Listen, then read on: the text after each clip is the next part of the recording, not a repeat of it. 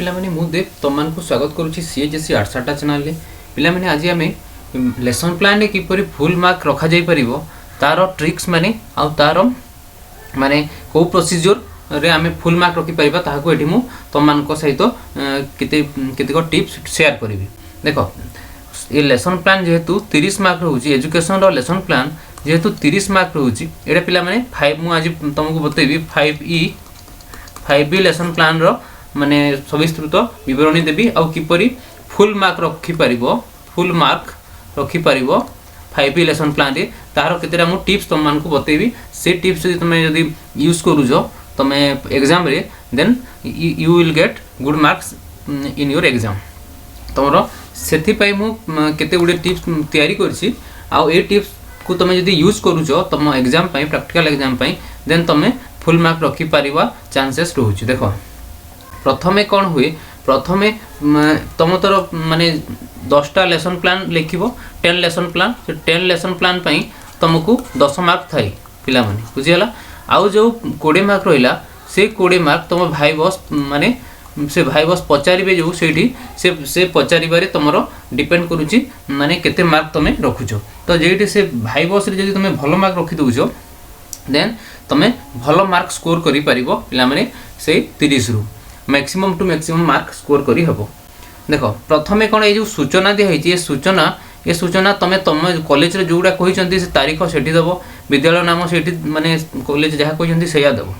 ता तळको आसिलो ए स्कूल भी जहा कहि चंती सेया देबो विद्यालय नाम एटा देबो तमे निज हिसाब रे। तापरे तमे जो टॉपिक नै जो से टॉपिक जदी तमे नै तो षष्ठ श्रेणी आ बयस रहबो 11 प्लस निर्घंटा रहबो 4 थ जेहेतु हमें एमआईएल ओडिया पढौछि एवं समय रहबो 40 मिनिट विषय रहबो साहित्य। आज आम साहित्य एमआईएल ओडिया रो कोन 5E लेसन प्लान रो कोन छोट मोर गांटी विषय रे किपरि हम सेही टॉपिक को नेछि तमे किपरि फुल मार्क रखि परिबो लेसन प्लान रे 5E लेसन प्लान रे सेही प्रोसीजर मु आज तममानकु बतेबी। देखो फर्स्ट क्वेश्चन कोन पचरा जाय माने भाइबस रे प्रथमे पचारिबे जे ए उद्देश्य जो माने उद्देश्य केते प्रकार माने इंग्लिश रे जदी कहबो तमे how many types of AIIMS how many types of AIIMS बा तमे उडिया रे जदी कहबो उद्देश्य केते प्रकार बुझियाला। क्वेश्चन फर्स्ट क्वेश्चन या ही हेबो तमरो माने कोठी भी गले पचारि देबे तमे कोन सेठी पचारिबे प्रथमे विषय कोन नैछो तमे तापरे पचारिबे तमे प्रसंग कौन नहीं पचारे तापर ही पचारि दियंती उद्देश्य केते प्रकार पचारि देले तमे कौन कहबो सेठी उद्देश्य सार दुई प्रकार कौन कौन उद्देश्य प्रथमे हला साधारण उद्देश्य एटा मन रखे पड़िबो साधारण उद्देश्य गोटे आ गोटे हला तमर पिला माने आ गोटे जानिचो तमे आ गोटे हला मुख्य उद्देश्य। तो ये उद्देश्य जो दुई प्रकार साधारण उद्देश्य रो तीनोटी तुमको मन रखा पड़ो आ मु तुमको तुम ट्रिक्स मन रखी दूची जे उद्देश्य जो पिला माने भूली जाती साधारण उद्देश्य रे कौन कहबी और मुख्य उद्देश्य रे कौन कहबी तुम से तुम मान गोटे टिप्स मु शेयर करुच्ची एटा कहीं भी कौ चैनल शेयर करती नहीं मु तुम मान खास ये ट्रिक तैयारी करुच्ची। देखो ये जो साधारण उद्देश्य सब बेले तुम विषय आधारित थाए पिला माने तुम साहित्य टॉपिक्स नौज तो साहित्य विषय नौच से विषय को साहित्य पढ़ले कौन हम छात्र छात्री मान कौन उन्नति हे छात्र छात्री माने कौन अवगत हे से ही कहब जे साहित्य पढ़ले कौन हम से मन रख तो मुंडे रख जे उद्देश्य साधारण उद्देश्य रे माने ना विषय साहित्य रे कौन पढ़ले पिला मान कौन लाभ हम से कहबी एबेठु मन रख आ तुम मुख्य उद्देश्य रे कौन कहब मुख्य उद्देश्य रे कहब प्रसंग जहाँ नहीं छोट मोर गाँटी नहीं से प्रसंग मुख्य उद्देश्य तुम से छोट मोर गाँटी को आखि आगे रखी ताकू पढ़ेब तो से प्रसंग रे जहाँ नहीं से प्रसंग पढ़ले छात्र छात्री मान कौन लाभ हम से लिखिब। देखो ये विषय साहित्य विषय रे पढ़ले छात्र छात्री मान कौन लाभ हम देखो कविता रु भाव ग्रहण और कविता पाठ रु आनंद प्राप्ति सामर्थ्य विकास विकसित हेबो जानिल विषय जेहेतु तुम गोटे नहीं पद्य तो पद्य पढ़ले कविता पढ़ले कौन हम पाठर आनंद प्राप्ति हेबे आ सामर्थ्य विकसित हेबो कवितार आवेग अनुभूति को उपयुक्त भाव में हृदयंगम करेंगे। तो बुझीगला साहित्य विषय रे माने आधारित रोचे साधारण उद्देश्य आ मुख्य उद्देश्य रोचे प्रसंग आधारित। प्रसंग रे कौन होची छात्र छात्री मानू छोट मोर गाँटी कवितार देखो छोट मोर गाँटी नहीं छोट मोर गाँटी कवितार पल्ली प्रकृति सह परिचित कराइबा प्रथम उद्देश्य 2 नंबर उद्देश्य मुख्य उद्देश्य कौन छात्र छात्री मान को निज जन्मभूमि कौन पहाड़ शस्य श्यामल नदी क्षेत्र नाल मंदिर विषय अवगत ये सब जेहेतु गाँव में देखा जाए तो यही विषय तुम मुख्य उद्देश्य कहब बुझीगला केमी मन रखिपर। तापर 2 नंबर क्वेश्चन पचारती प्राय सब बेले सोपान केते प्रकार 2 नंबर है सोपान केते प्रकार पिला माने पचारिबे सोपान केते प्रकार सोपान केते प्रकार जानिछ तुम पिला माने सोपान केते प्रकार सोपान 5 रे 5 प्रकार। प्रथमे कौन प्रथम सोपान है तुम प्रथम सोपान रे कौन कर देख प्रथम सोपान विषय कौन रहिबो प्रथम सोपान कार्य नियोजित करवाटा है प्रथम सोपान देख श्रेणी प्रवेश रु शिक्षक कार्य कौन रहिबो बदन पूर्व प्रस्तुति पूर्वक निर्धारित समय आवश्यक समस्त पाठ्य उपकरण सह श्रेणीगृह प्रवेश करी छात्र छात्री मान विक्षिप्त मन को श्रेणी केन्द्रिक करने प्रश्न कार्य फर्दरे देवी माने प्रश्न कार्य देव कार्य फर्द कौन प्रथम पिला माने तुम मानकर घर केउठी माने एही हिसाब रे एठी दिया हिजे तुम तुम हिसाब रे देबो बुझियला। तापरे एमती 2-3टा क्वेश्चन देव से क्वेश्चन दे सारा तापर तार आंसर एपटे कहीदेव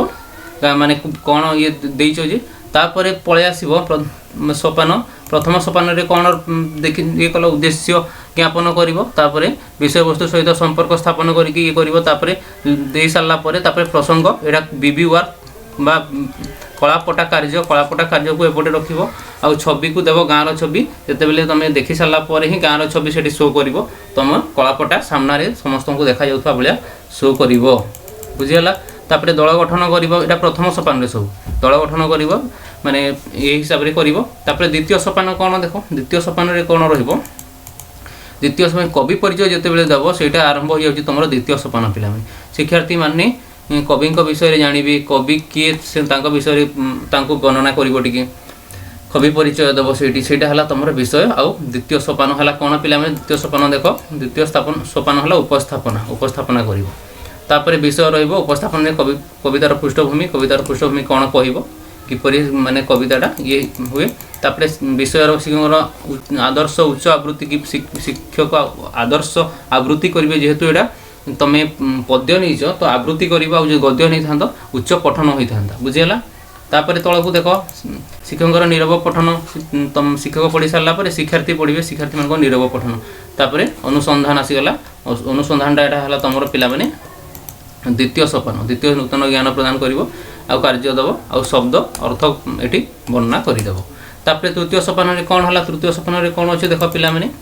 तृतीय सोपान है नूतन धारणा को व्याख्या करवा कार्य फर्द देव 3 नूतन ज्ञान प्राप्त पर शिक्षार्थी माने खंडटी को बुझापी भिन्न भिन्न प्रश्नर उत्तर देवे एमती 2-3टा क्वेश्चन पचार आउ